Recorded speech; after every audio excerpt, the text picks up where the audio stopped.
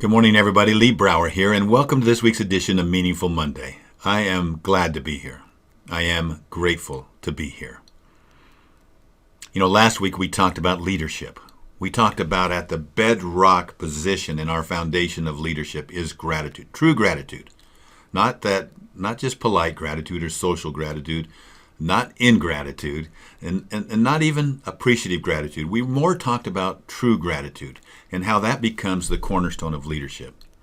In addition to gratitude as the cornerstone, sitting right on top of that is the principle of vision.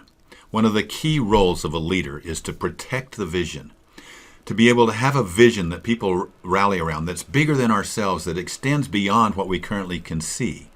Leaders have the ability to see things that everybody has seen, yet think and sense things that other people can't think or haven't thought about or haven't sensed.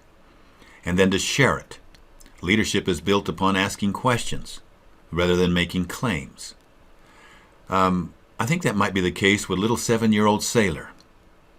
Last January, 7-year-old Sailor Gutzman was traveling with her family, her father, her mother, her sister, and her cousin, coming back in a small airplane from Florida to their home in Illinois.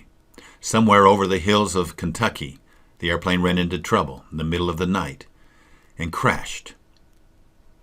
Out in the wilderness of Kentucky, upside down, little Sailor struggled, yelled out, "Mommy, Daddy." No answer. As she looked around the insides of the airplane, she could see that they were probably dead. She didn't know. She said later she wasn't sure if they were sleeping or if they had died.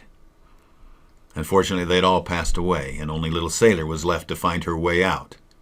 And I imagine that she asked herself questions. What can I do right now? How do I get into motion? She may not have known it, but the instincts of a 7-year-old child, the instincts of survival, led her out of that plane and out into the wilderness in search of something. And as she went through blackberry brambles, broken wrist, bleeding, dressed only in a t-shirt, shorts, and one sock, in temperatures in the mid-30s, in a drizzling rain, she climbed up on top of a little hill and she saw a light way off in the distance. And that light became her guide. And as she went through down into another hill, she knew she came up to the top, she'd see that light. And if she kept going in the direction of that light, she would be safe. And sure enough, she found herself on the doorstep of this remote house, knocking on the door. Can you imagine a 71-year-old resident opening up that door and seeing this little child, taking her in, cleaning her up, calling 911? This poor little child recounting the experience that she had had. It's hard to imagine. I can't imagine the courage that it took. I can't imagine what it was like to fight through those brambles, to go down and up, a 7-year-old girl going through that. I don't know how she did it. But what we do know is that she saw a light.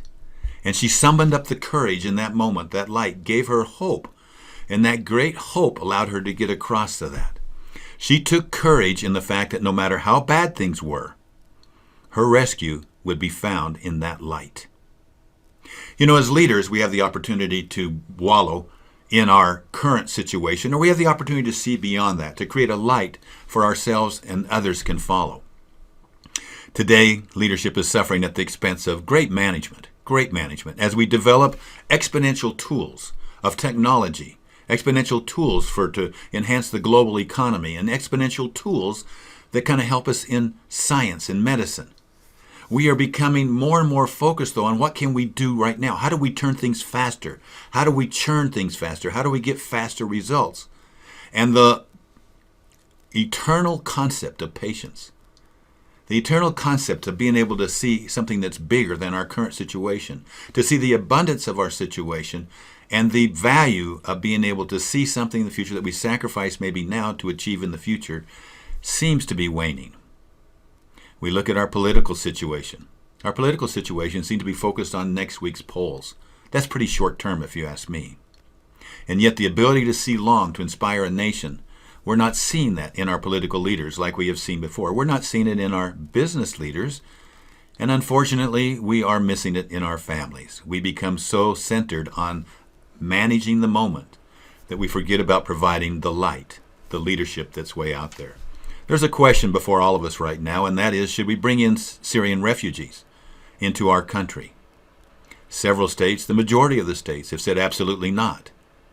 But I think an element of leadership is the ability to ask questions. I'm not going to provide an answer right here, but I will say this. I think an empowering question as we look at what is the light that our country should be offering.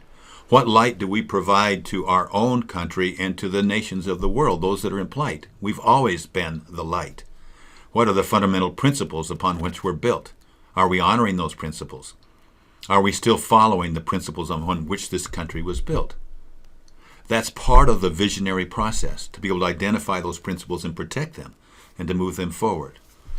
Instead of saying we can't, could we rephrase that in the form of a question?